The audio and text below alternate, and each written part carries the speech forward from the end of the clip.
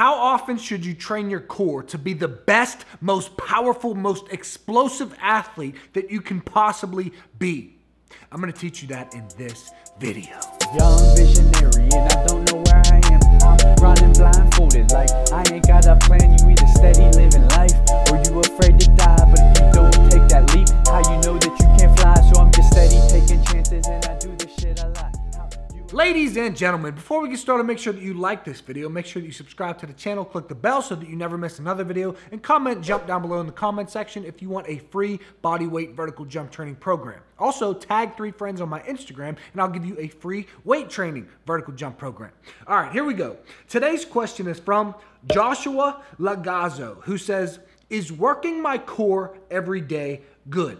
Appreciate your contents, brother. Appreciate you, Joshua. You see, this is a question that I get a lot. There are plenty of studies out there that show that core strength and core stability lead to an improved athletic performance. So there's no doubt that you should be training your core as an athlete, but the frequency that you should train your core, that's a different animal, and I'm gonna get the whiteboard to teach you exactly how many times per week you should train your core. All right, so here we go.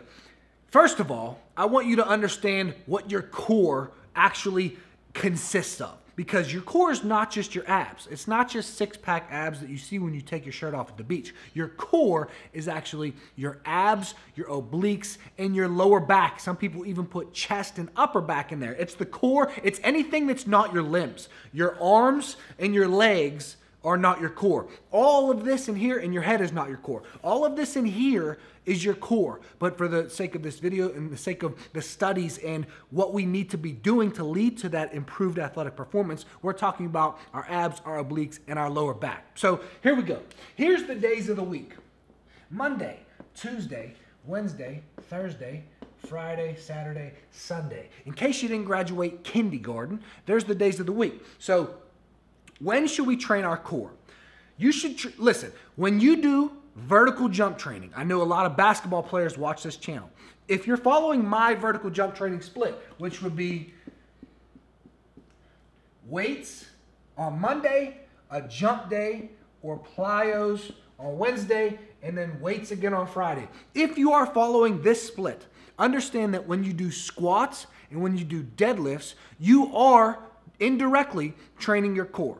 So on Monday, you're training your core.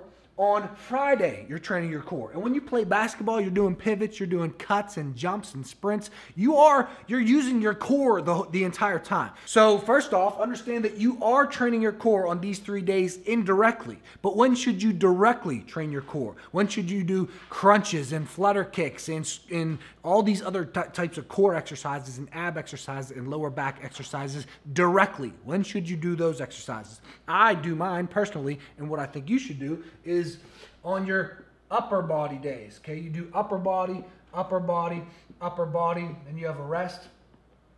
And I think you should do core on this day, core on this day, core on this day. And that's coming from me, which my free vertical jump training program tells you to do core on your lower body days. You can do core on your lower body days, 100%. I used to do core on my lower body days. I don't think it's a bad thing if you do core on your lower body days. I think that you could do core anytime that you want to do core, but we already indirectly do core training on Monday, Wednesday, Friday. So why not put direct core training on Tuesday, Thursday, Saturday? That way, 6 days a week, we are hitting our core, but 6 days a week, we're not doing crunches and flutter kicks and all that type of stuff. So our abs get enough rest. Your abs are a lot like your calves. You can train them more often than muscle groups. So your calves, you can pretty much train every day. Your abs, you could pretty much train every day. Your biceps, you could train every other day. Your back, your chest, these muscle groups, your quads, take a little bit longer to rest and recover and build back bigger, stronger, faster, more explosive.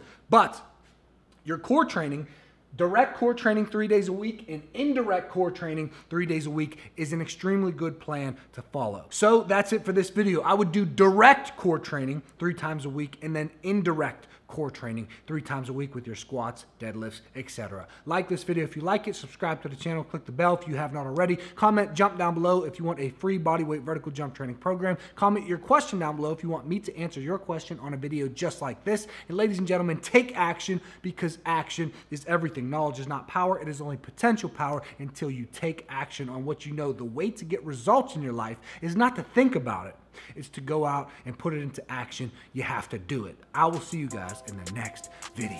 Young